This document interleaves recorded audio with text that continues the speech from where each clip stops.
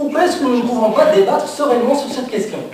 Pour moi, la principale embûche à l'évolution de ce dossier, c'est qu'il n'y a jamais eu au Maroc, sur le territoire marocain, un débat serein sur la question. Le Maroc s'est retrouvé dans un processus qu'il n'a jamais contrôlé, pour lequel il ne s'est jamais prononcé, et aujourd'hui, on ne peut même plus avoir un débat pour dire qu'est-ce qu'il faut penser de ça. La politique, elle est brûlée, elle est morte, parce que tu vas aller là, tu vas te faire griller. Moi, je suis venu ici pour vous proposer la position belge. La position belge qui est la position de l'Union européenne et qui est une position qui est calquée, qui respecte et qui s'est engagée dans le cadre des Nations Unies et qui était une position qui a été tenue et acceptée par les deux parties, c'est-à-dire par la partie marocaine et la partie sahraoui.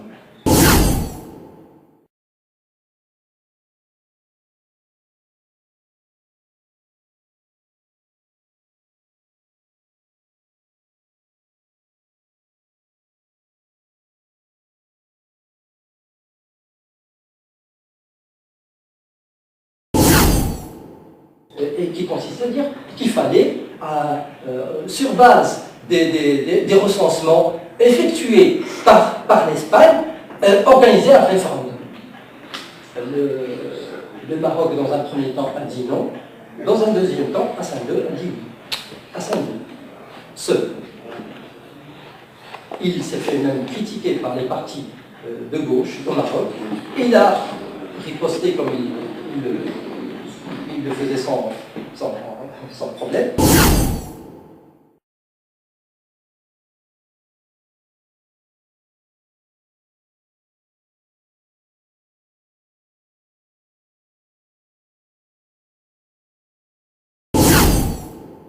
Le Maroc est depuis quelques années maintenant dans un processus de décentralisation et de régionalisation. Et dans ce cadre-là, le Maroc propose que la région du Sahara soit une région autonome et que le conflit pourrait trouver une solution à partir de cette proposition. C'est une proposition qui n'a pas été rejetée par les Nations Unies, qui n'a pas été rejetée par l'Union européenne, mais elle n'a pas encore été adoptée. La position qui reste valide et sur laquelle il y a eu plusieurs mandataires des Nations Unies délégués pour à chaque fois essayer de trouver une solution. Tous arrivaient malgré les amitiés qu'ils avaient avec le Maroc, malgré les tentatives de corruption que le Maroc exerçait sur eux, ils arrivaient tous à la même conclusion que celle des Nations Unies. Il fallait organiser le référendum parce que sinon on n'en sortait pas.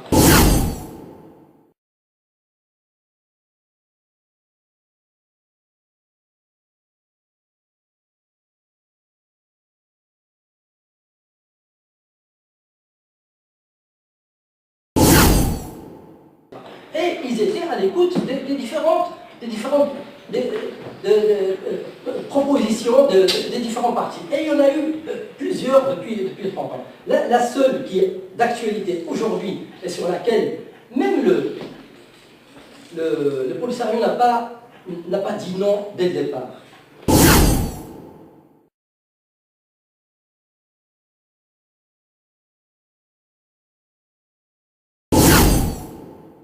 Le Polisario a dit non parce qu'il reste malgré tout le désir ou la demande de Polisario à organiser un référendum, même sur cette proposition. Même sur cette proposition, le Polisario demande qu'on puisse consulter les Sahraouis avant de procéder. Donc le refus n'est pas catégorique. Donc là, moi je vois qu'il y a un début de solution. Mais moi, je suis persuadé que ce début de solution ne peut pas avancer si le peuple marocain reste dans un chauvinisme que moi, je ne comprends pas. Moi, il me dépasse. Moi, je ne comprends pas en quoi le Marocain qui est soumis à une pression médiatique, parce que je n'ai jamais, pourtant j'ai vécu plusieurs années au Maroc et j'y retourne régulièrement, je n'ai encore jamais entendu ni sur un journal, ni sur un plateau de télévision, ni à la radio, un débat contradictoire sur la question du Sahara.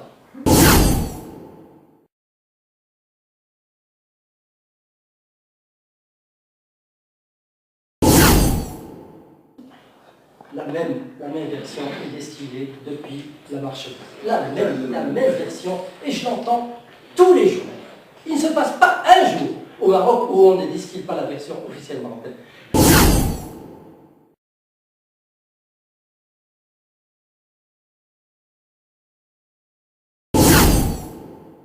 Donc là, moi je pense que, même en tant que démocrate, même ne serait-ce que épris par un esprit de contradiction qu'on devrait avoir tous quelque part en nous, dire non, ça ne va pas.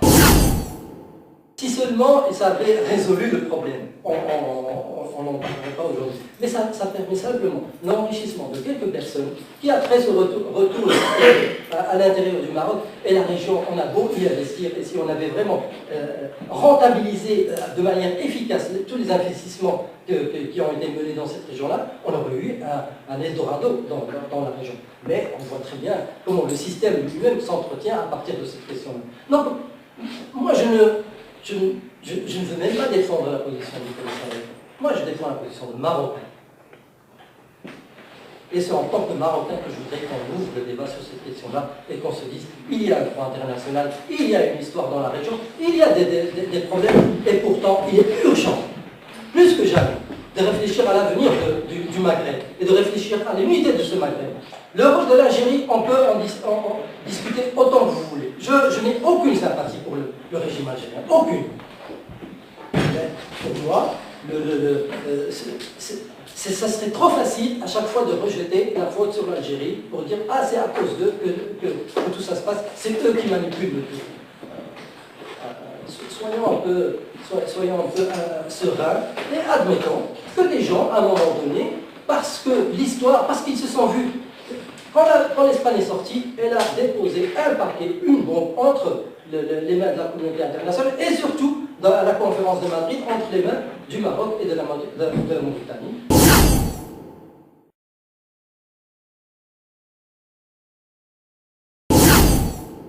Pourquoi le Polisario refuse le recensement?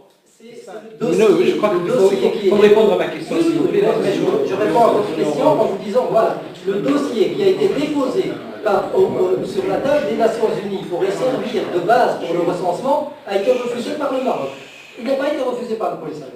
Je suis désolé. Monsieur, non. Je suis désolé. C'est aussi clair que ça.